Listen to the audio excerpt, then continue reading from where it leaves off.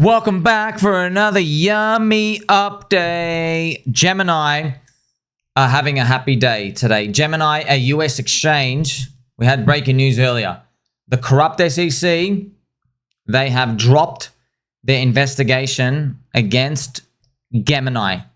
Gemini, friends, joins now Uniswap, Binance, Coinbase, and a couple of other institutions where the SEC is like, okay, we're not going to investigate you anymore. This is a double thumbs up for the industry as a whole. This is a double thumbs up for definitely PulseChain, just because it increases the odds we're going to get a good outcome. However, it is important to know, let's be honest, in PulseChain, the SEC is alleging fraud. Now, we know there is no fraud. We know the money's in Ethereum right now. So if the SEC is going to say Richard did fraud, okay, then put Vitalik in jail because he's the reason of the fraud, okay? So there is no, obviously there is no fraud. The SAC funds are in Ethereum. Everybody can see it on chain. We're all waiting for the cycle to continue. We're overdue now for Judge Auntie Carol's writing. Shout out to Mr. Nuclear Herbs and everyone else out there. Woo! They pretty much, a lot of people have suggested that there's been a very, very, very long delay in the Judge Auntie Carol case because she's writing out really long essays about like, okay, I'm going to dismiss it, but here's why. I've gone through every single bullet point, you know, reason A, B, C, and there is no fraud. And, you know, that's pretty much what it comes down to.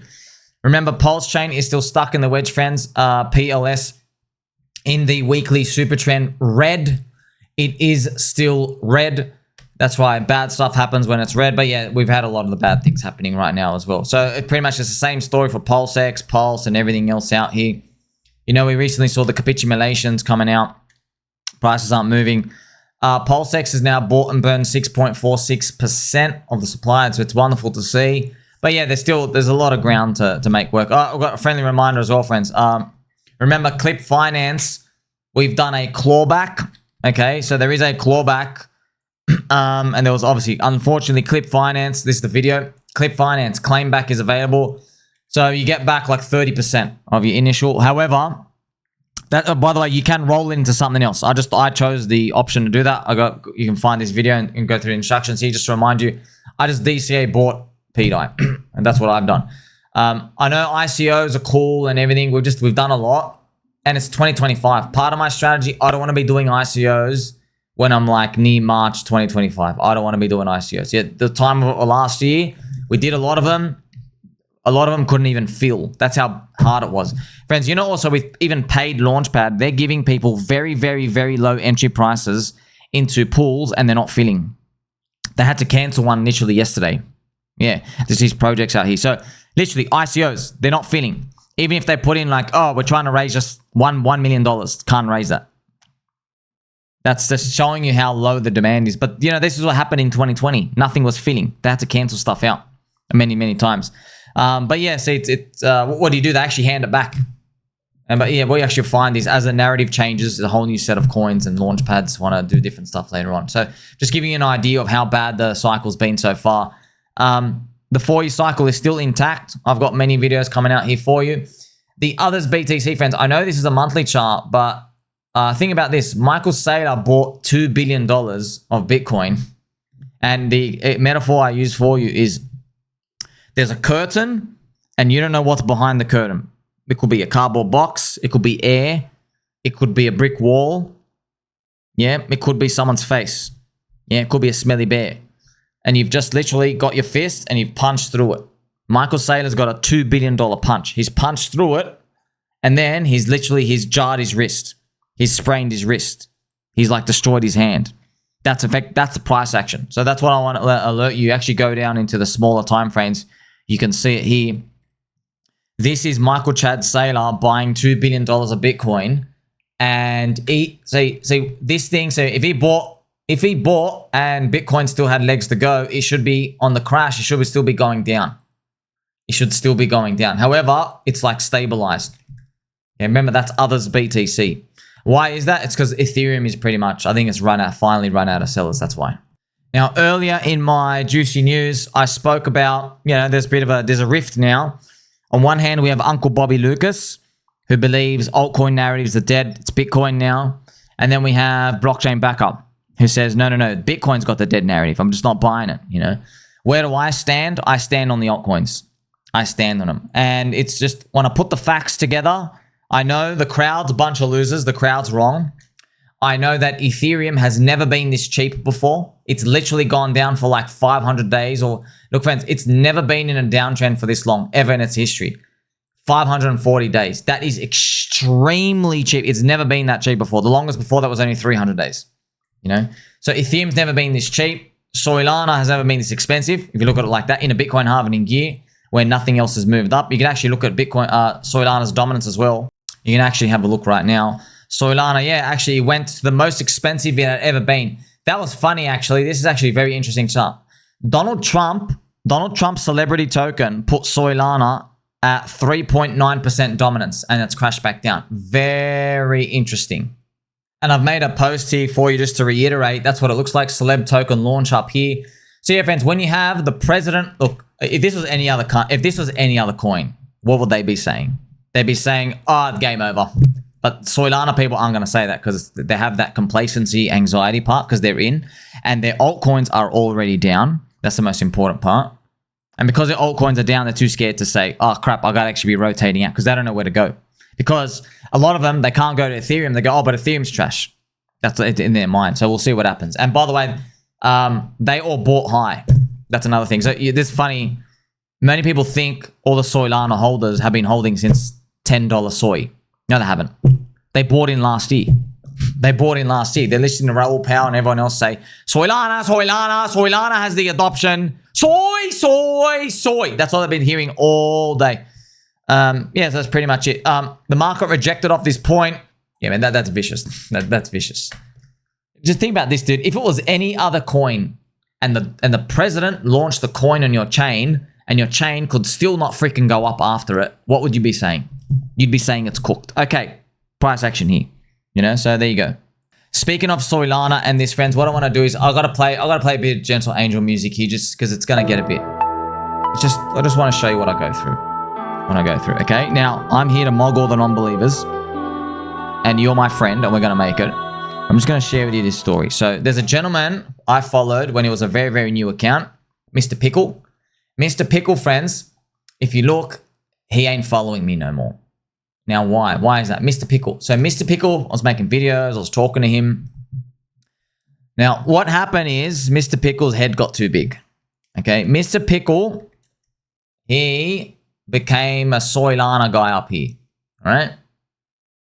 Soylana guy up here. Now, Mr. Pickle could be a gentle person.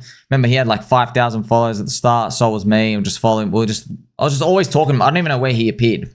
He followed me. He was learning, watching stuff. And then he indulged in some soy. Had some soy lattes. He's got soy milk. Doesn't want to do any deadlifts.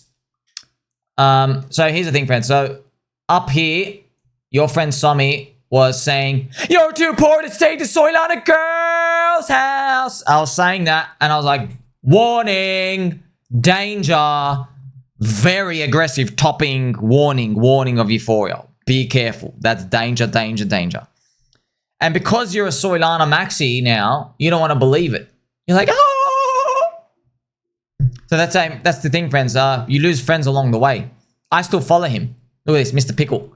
Now, if you notice, Mr. Pickle actually did a very, very big popular post. Why? Why does Mr. Pickle have 1,100 likes on this? Why? I'll tell you why, friends, because this is how you know, look, Soylana's cooked. I'll tell you. Because I went through this, and we all went through this in crypto in 2022. So now that, say, Mr. Pickle, friends, this has started, yeah? This has started. Now what happens is, because this happened, by the way, happens to every altcoin. It's not unique to Soylana. When you're run out of buyers and you start heading down and you enter this phase of the Wall Street cheat sheet, when you start entering anxiety, yeah, so you have complacency. We're fine. So what's complacency? Don't worry, we've won the game. We're just getting started because Donald Trump just launched a celebrity token on our chain. Our dominance is going to keep going up. That's what they think.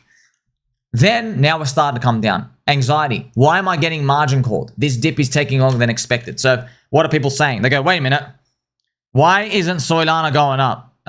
Donald Trump's retailers bridging into crypto and to come onto Soylana, it's taken a bit longer than I thought. It's been like 2 months now. When's a month and a half? Like when are these retailers going to come in and buy all my JPEG Casino LA Vape Cabal scams? That's what's happening right now. Yeah. And they're going to enter denial later when ETH comes back, and then you have a resurgence of like the DeFi and just Ethereum EVM stuff out here. And by the way, there will be meme coins because the denial is going to be, oh, we're buying memes, just not on your chain. Okay, so more on that later. So that's what's happening right now. Now, what's actually happened is Arthur Gay's friends. Arthur Gay's, actually, I've got respect for Arthur. Of course, like Arthur's made a bit in there. He's an early Bitcoin believer. Okay. But yeah, he did a lot of nasty stuff for the BitMEX liquidations. Okay, but Arthur Gay's friends, now we chill out and retrace. So Arthur has been calling for Bitcoin to crash all the way to 74K.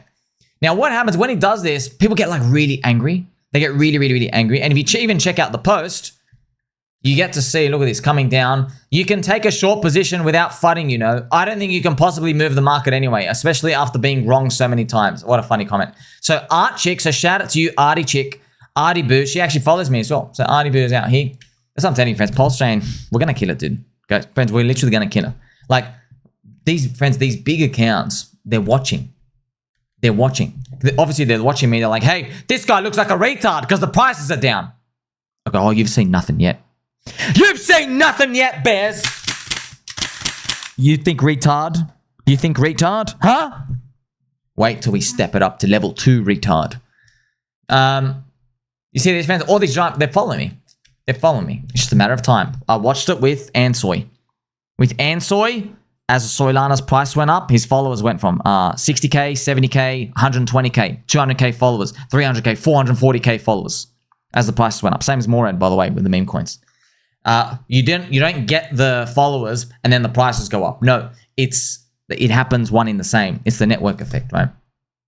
So Arthur, right? Arthur has, obviously, why I call him Arthur Gaze. Arthur, if you're listening, bro, you dump too many shit coins after shitting him. Like he's so like pathological about it. He's like, I believe in this, and then literally on chain dumps $8.2 million of it. That's why. Like I just don't like that. You know, I'm just gonna say I don't care who you are, I don't care how popular anyone is, I'm gonna call you out. I just don't like that, you know, because that ruins me. I just don't like it. I don't hang around people like that. Okay. Now, Mr. Pickle, okay, which can I call him my friends? What do you think? What do you think about Mr. Pickle now? FOMO eating, huh? Believing in Soylana on the way up. See, friends, it's tough because like I'm making content for you. Yeah.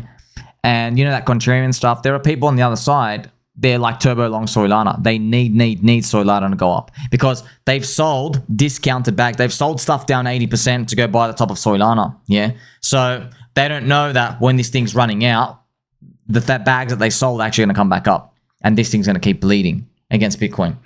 They don't know that. They think that, oh no, there's adoption here. This time is different. No, it's not. Why don't you watch your friend Sommi videos? How big do I have to make this lollipop? I told you. In the Bitcoin halvening year, a technological invention happens and then people get tricked by it. They think it's going to carry into the post-Bitcoin halvening year and it doesn't happen. In 2020, we had DeFi. Yes, in 2020, we had DeFi, friends. In 2024, we had pump fund JPEG trash. The crowd will be wrong. In 2020, everyone believed DeFi would carry on to the year after. They were wrong. It was just the Uniswap stuff. Yeah. In 2024, what's everyone saying? Everyone says, oh, the pump fund JPEG stuff is done. Meme coins are done. Wrong. Meme coins aren't done. The pump fund JPEG trash is done. That is just going to go to the other chains when they get the money. I mean, friends, we'll probably see, right? When Ethereum goes up, pump fund probably just deploys to Ethereum chain and deploys to Arbitrum. Then what? Then what? Goodbye, Soylana. See what I mean? Like, I'm not saying goodbye, Solana's in your dump. I'm just telling you, these people are just mercenaries, friends. They don't care. They'll just go to where the people are. People get bored when they lose money. So Mr. Pickle, he replied to Arthur. Arthur made his money during doing a physical Bitcoin carry trade. His forecasts are dog poop, and his articles read like he tugged himself off while looking through a thesaurus. Now, obviously, why does he use this word dog shit, friends? Not many people use dog shit. I use dog shit, but obviously because Mr. Pickle, a bit of your friend Sommi still creeps in. Because Mr. Pickle, he doesn't follow me, but the Twitter algorithm and the YouTube algorithm knows he wants this content. That's why. That's why these words creep in. Yeah. His hands are made of wet paper towels and he always dumps his private sale bags while hyping them. F this guy. So I'm just showing you, friends, because I remember this, man. On the way down in 2022 bear market, we had people who were like turbo long trapped, and they were doing like this super chest pounding, fighting the market type of posts, and they'd get a lot of likes. They're like, oh, this guy's a bear signal, this guy's not going to work. This thing, we're not going down. It's not a bear market and stuff out here. And look at this. By the way, live on camera, it's up to now 1,200 likes. So you got to remember, friends, most of Mr. Pickle's audience, Soylana people. Yeah, Soylana people. So when Arthur Gaze is talking about BTC going down, what's actually going on is Mr. Pickle's audience is seeing, they're like, oh, he's saying Soylana's going to 90 bucks and it's never coming back and we're wrecked. That's what he's saying. So that's why they take it personally like that. That's like when you're in altcoins. That's why in 2022, when people said, oh, that's what Arthur was well. Arthur said Bitcoin's going to 20K. And then no one was even long Bitcoin. Not most people long the altcoins. And they go, oh, no, we're not going down there. No, we're not. And that's what ended up happening, okay? So I wanted to give you that insight. This is deep psychology about where different parts are in the market. Now, if you remember, friends, I still believe the whole market, we're ready for optimism. We are ready. But we're doing that range part of Bitcoin. We've got to thrust up above 100K. Then they go, oh my gosh, this rally is real. We're coming back. We're coming. We're just waiting. Really, we're so close to this optimism. You just don't know how long it's going to take, of course. Now, I'm going to play some Pumpy G music for you.